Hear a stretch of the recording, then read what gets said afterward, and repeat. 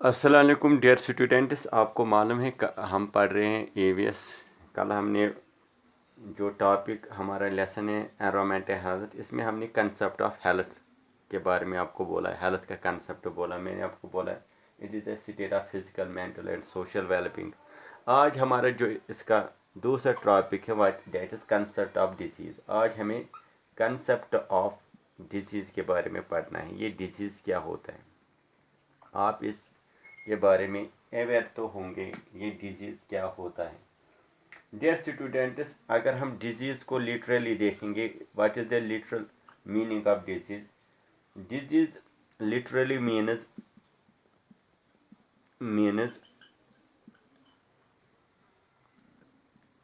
Literally disease means lack of ease. जब एक बंदे में लेक ऑफ ईज होगा, यानी कि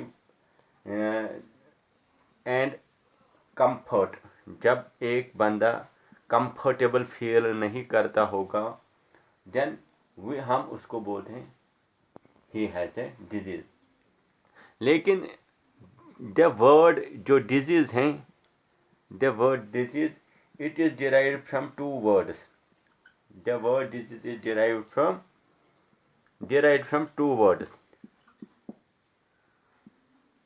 फ्रॉम टू वर्ड्स, ये दो वर्ड्स का बना हुआ है। ये डिजीज़ जो है ना, ये दो वर्ड्स का बना है। पहला क्या है, अगर हम देखेंगे फ्रेंच वर्ड है ये दिस, इसका मतलब क्या है, अवे मीन्स अवे, किसी चीज़ से दूर। अवे या बोलेंगे लेक। ये वर्ड दिस मीन्स अवे या लेक। तो जो दूसरा इसका है दैट इज एज। दूसरा वर्ड क्या है, एज मीन्स ईज। ईज तो हम कह सकते हैं so disease is an any deviation. So जो डिजीज होती है ना, disease is a deviation. Deviation जो डिजीज है ये deviation from the normal health. ठीक है,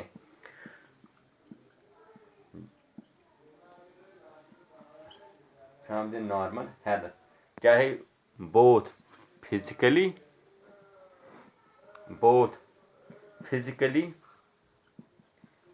एज वेल एज मेंटली। ठीक है, जब एक बंदा डिवेट हो गया है किससे, कंफर्टेबल लाइफ से, चाहे वो फिजिकली हो चाहे वो मेंटली हो, तो उसको हम बोलेंगे दिस इज ए डिजीज। तो डिजीज हम बोलेंगे विच इज without comfortable.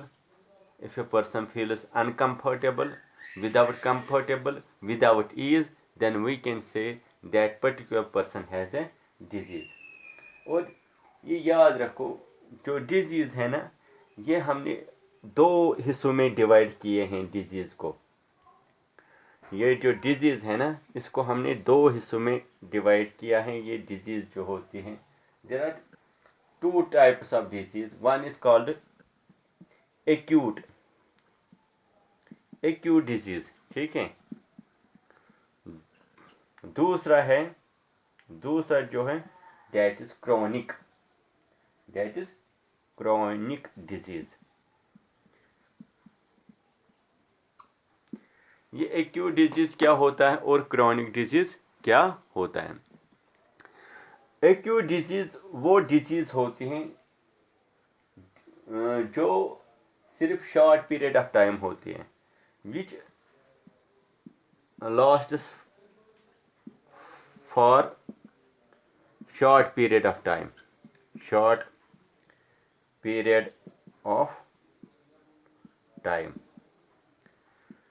जो disease short period of time पे रहती हैं, तो उसको हम बोलते क्या, एक्यूट डिजीज। फॉर एग्जांपल, हमारे पास कॉमन कोल्ड होता है, ये जी कॉमन कोल्ड, ये जो खांसी होती है, कॉमन कोल्ड, ये सिर्फ 2 या 3 दिन तक रह सकती है डिजीज़, तो इसको हम बोलते हैं this disease is acute disease. या फीवर होता है, that is symptom of the disease. तो ये जो कफ कोल्ड है, these disease are called acute disease. लेकिन जो क्रॉनिक डिजीज़ होती हैं, क्रॉनिक डिजीज़, ये वो डिजीज़ होती है जो बहुत देर तक रहती है, इवन मंथ्स ईयर्स तक ये डिजीज़ रहती है। Disease which lasts for long duration, long duration, उनको बोलते हैं, क्या बोलते हैं, उनको बोलते हैं क्रॉनिक डिजीज़। क्रॉनिक डिजीज़ जो है वो ये बहुत टाइम तक रहती है, तो इनको बोलते हैं क्या, क्रॉनिक। फॉर एग्जांपल हमारे पास जो डिजीज़ हैं, टीबी है, टीबी एक किस्म की डिजीज़ है जो बहुत महीनों सालों तक रहती हैं, इसको बोलते हैं क्या, क्रॉनिक डिजीज़। ये डिजीज़ होती है।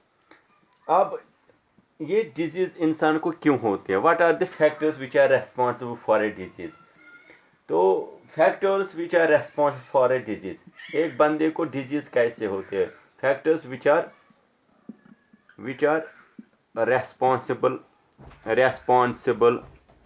For disease.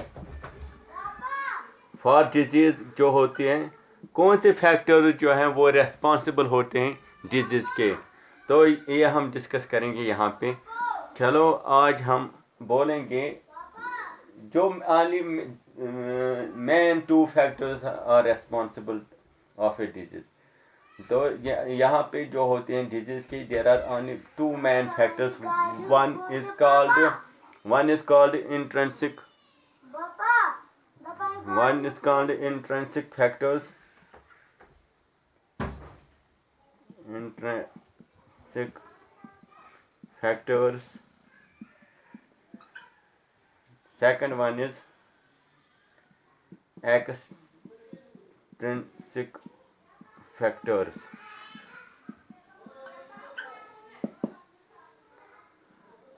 There are 2 factors which are responsible for a disease. One is intrinsic factors, another is extrinsic factors। जो intrinsic factor है ना, आज हम इसके बारे में बोलेंगे। Intrinsic factors are those which arise from within body। Factors which arise from within body, ठीक है, within body। तो इसमें आपको मालूम